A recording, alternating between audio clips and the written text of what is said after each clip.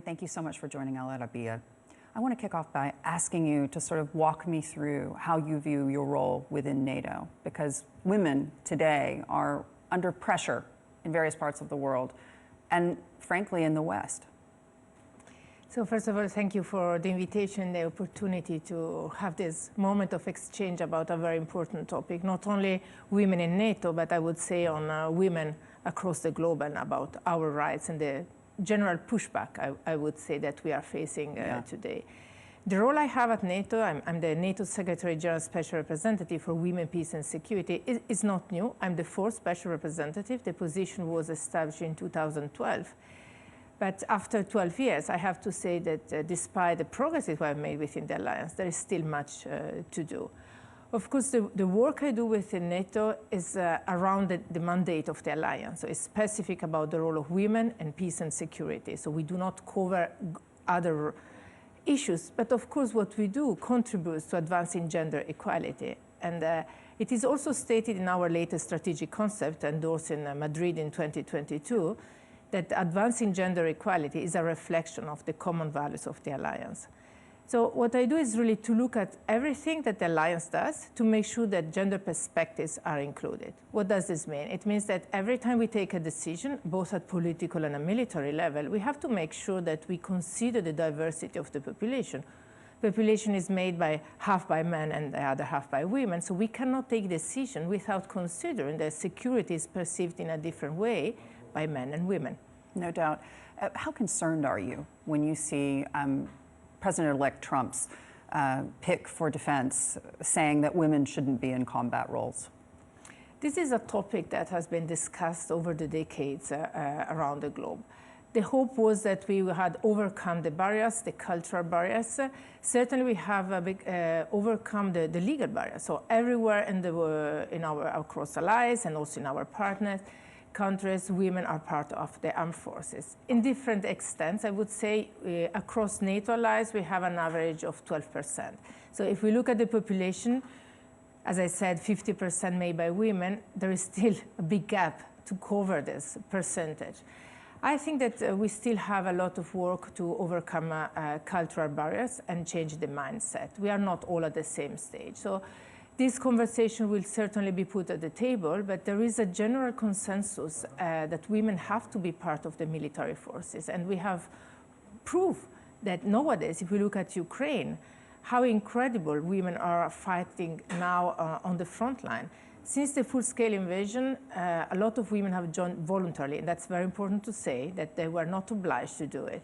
They are around 60,000 now in the armed forces.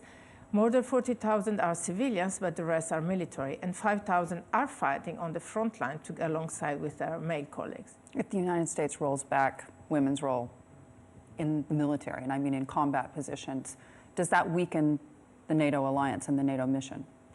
I'm not expecting this change to happen. Of course, I'm expecting maybe some conversation around this, but there is a consensus. There are policies in place. This year, in Washington, this year, and our big yearly summit, we endorse a new women, peace and security policy. When we endorse a policy, 32 allies come together and they agree on what is on the policy. Including the United States. Including. Yeah. Indeed, and this lasts for 5 years. And the policy states very clearly that increasing participation of women in all peace and security efforts, both on the diplomatic and in the military side, is what we have to do if we want to enhance our operational effectiveness. Yeah. And this is where my work leads, to the implementation of this policy that will be translated next year in a new action plan. We are working on it. And this is where I will concentrate my effort. Yeah. Talk to me about this. You mentioned Ukraine and the role of women there in combat positions that they've taken on as an act of necessity. There's a lot of conversation, of course, about how that war may come to a conclusion. In your mind, are women better prepared to take on roles not just in the military now, but also in government in Ukraine?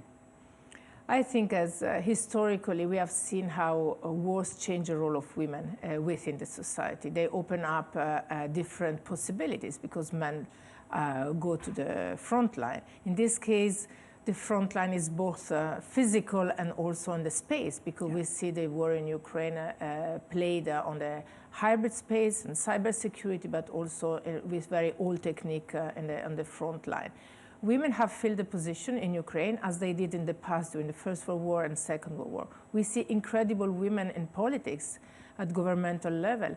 We see women on the front line and covering all roles in the society. Even in the defense industry recently, women have stepped up and take more positions. So I think this has worked as an accelerator for the society, and I expect that women will continue to play an important role in the resolution of the conflict and in the post-conflict era, where we hope a just peace will happen soon, and we will see women to continue to take their important position. When are we going to see a NATO Secretary General who is a woman? Because I know that was something that was mooted at the time, at the last round of conversations about this. There was a lot of conversation about this. We need to find the best candidates. I will always say there are some requirements, and requirements are that the Secretary General has to be a former Prime Minister or President. And this is where the conversation has to be broader. Yes. Because the point is, why don't we have more women in politics covering this position? Because automatically then we could have more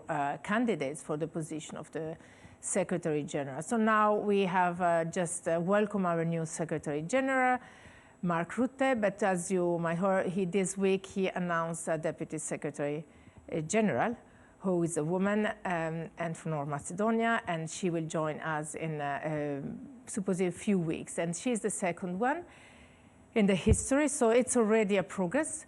And I think maybe next one could be. Could it be Giorgia Meloni? You read on my mind, because the conversation we had, it's also about the South and the rotation. You know, in alliance, Exactly. we're trying to rotate, and sometimes, I mean, we see a tendency to have a Secretary General coming from the northern countries, and there was a conversation about the South, but the requirements didn't come together. So one option could be to change the requirements, and the other is to see more prime minister in the South. So, of course, Giorgia Meloni could be a candidate in the future. Walk me through this. Today, the rest of this region continues to reel over what we've seen happen in Afghanistan, and I'm talking about the subjugation of women and girls. Obviously, that was an area of serious concern for NATO, and when coalition forces were there. In your mind, what is the responsibility of NATO today to those women that we promised a future and then abandoned? That's a difficult conversation to take. You know that NATO operates under mandates, and when we operate out of our area of responsibility, we do based on resolution of the United Nations Security Council. We withdraw, the mission is over. So as an alliance, we do no longer have a responsibility there collectively because we are no longer present. But of course, allies, individually, bilaterally, and in different contexts, such as and as human beings. Yes, and they continue to provide support.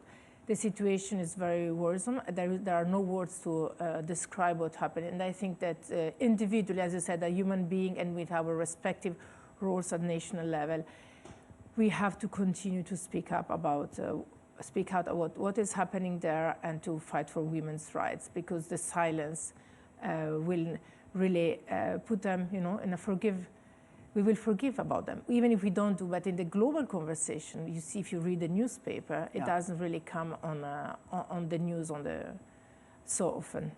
What do you think is the solution there in your mind? Because obviously there is an ability of nations who are giving aid to Afghanistan to exert pressure on them. If I could have a solution, you know, I would try to put this, implement it. I found that extremely difficult. What I'm doing on my side is to continue dialogue with women from Afghan and see if there is a way to support. One of the focus is always how to train women to create space for dialogue for them in terms of dialogue also with the Taliban or mediation processes. And I know that there are several women who are also present in Doha a few years ago that continue the dialogue and try also to train younger generation to make sure that they will have the possibility to play a role and to exercise their right. When you come to a forum like this one, based in the United Emirates, a country that has promoted women not just to positions in government, also mandated their participation on boards in the private sector, are you encouraged by what you see and how the region is evolving? Indeed, I am very much. I'm very happy to be here and to have the opportunity to engage in person, because I think this is the best way when then you have a concrete example that you can share. When people ask me, what do you do? It's difficult to explain then if you don't have stories to tell. And changing the narrative is what we absolutely have to do. So it's a very positive example, and I'm really looking forward to attending the forum tomorrow. Tell me this, what is missing in your mind from the global dialogue for women? Because when we speak about this from a business perspective, we talk about quotas and we talk about a number of women on boards. One woman feels alone, 2 women has a friend, and then 3 women can make a change. But in your mind, from a governance perspective, from a security perspective, what needs to change? I think it's a question of the cultural change I was mentioning earlier. And it's about gender, what we call gender-responsive leadership. We focus a lot on the participation of women, but we still find resistance, cultural barriers. And sometimes women are there because government decide to do, and then speak at global level, not referring to the local situation. But at the end, there is no real willingness to integrate. So it's more a token than a reality. So I think that what we have to look is the change of mindset of who is in power today, which in the normality are men. So we have to look into what we call the gender-responsive leadership to say that to train, to dialogue with both men and women together to understand the benefit that the entire society will have if women take on more position at high level. It's not for women, it's not helping women to do something, you know, when they say, I'm helping my wife. No, it's not about this, because in the moment where the dynamic changes, men will benefit from this different dynamic. They will have more time for the children. They have more time even for discussion and conversation, not under the pressure. And the solution that will be found will be better solution, because they will really bring the perspective of the entire society. So this topic of the gender-responsive leadership is something I advocated for, and I put as a first goal of the new policy at NATO, because I think that in a male-dominated environment, while we work to increase the number of women, we have also to work with the men who are present to make sure that we can reach the same high-quality solution in a shorter time. Bring them with us. Yes. Irene, it's great to have you here at Arabiya. Thank you so much for joining me. Thank you.